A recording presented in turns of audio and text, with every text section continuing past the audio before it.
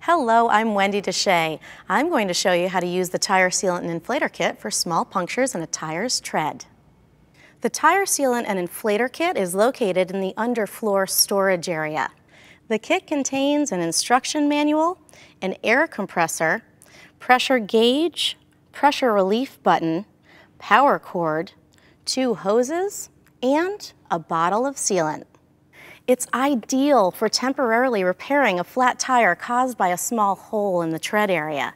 The majority of roadside flats are caused by a simple puncture from a nail or another object. This tire sealant and inflator kit should be sufficient to repair approximately 85% of all flat tires. And I have Acura roadside assistants, so I call them for anything else. Now, I have to admit, I wasn't sure about using this kit versus having a spare tire and tools, but let's be honest, am I really going to put on a spare by myself?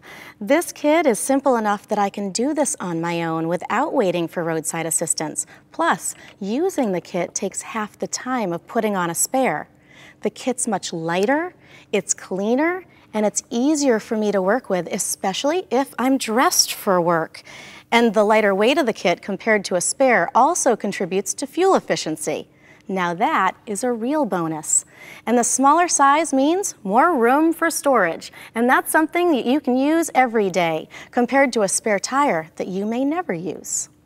This sealant is specifically designed for vehicles with a tire pressure monitoring system, and it won't damage those sensors. I can use the air-only hose to top off the pressure in the tires if I'm not near a gas station, or I could use it to fill up the tires on my mountain bike, and that's another cool bonus. If you prefer to carry a spare tire and tools, you can buy a spare kit from any Acura dealer. Now, I'll show you how easy it is to use the tire sealant and inflator kit to temporarily repair a tire. Let's say you're driving and run over a nail in the road. The first thing you might notice is an alert from the tire pressure monitoring system. You can see the tire pressure for each wheel here in the multi-information display. When a tire has low pressure, find a safe spot to pull over, and then turn the engine off and turn the hazard warning lights on. If you can, locate the puncture on the tire. If it's a rip on the sidewall or a tread puncture larger than 4 millimeters, about the size of a pencil eraser, then you will need to call roadside assistance. This nail puncture is a good candidate for temporary repair. To increase the likelihood of a successful repair, I'll leave the nail in the tire. That will also make it easier to find the puncture when the tire is permanently repaired. I'll back up just a few inches so that the puncture is at the 6 o'clock position. First, unwrap the power cord so you can get to the hose. I'm going to use the sealant with air, so I'm going to use the clear hose.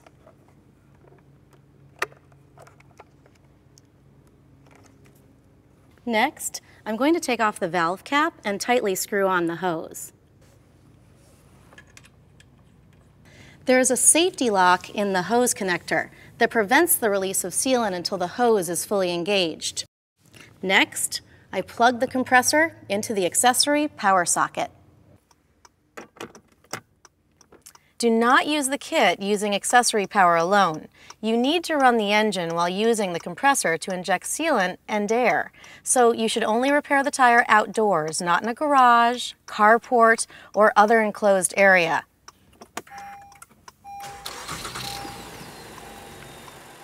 So set the selector switch to sealant air and press the inflator switch to turn on the compressor.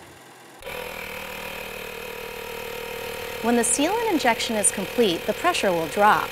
I'll keep adding air until I get to the tire's recommended inflation level, in this case, 35 psi. During the process, I'll turn off the compressor occasionally, and I'll check the air pressure on this gauge. This whole process will take about 10 to 12 minutes.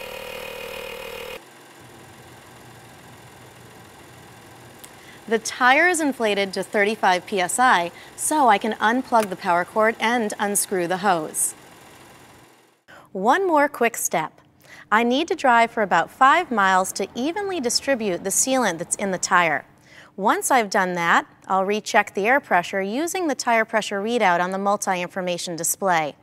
I'll also pull over to a safe spot and I'll visually check the tire. That way, I can be sure that the tire is holding pressure and I can safely drive to the nearest dealership and have that tire permanently repaired. And please note, you should only drive at a safe speed on a temporarily repaired tire, no more than 50 miles per hour.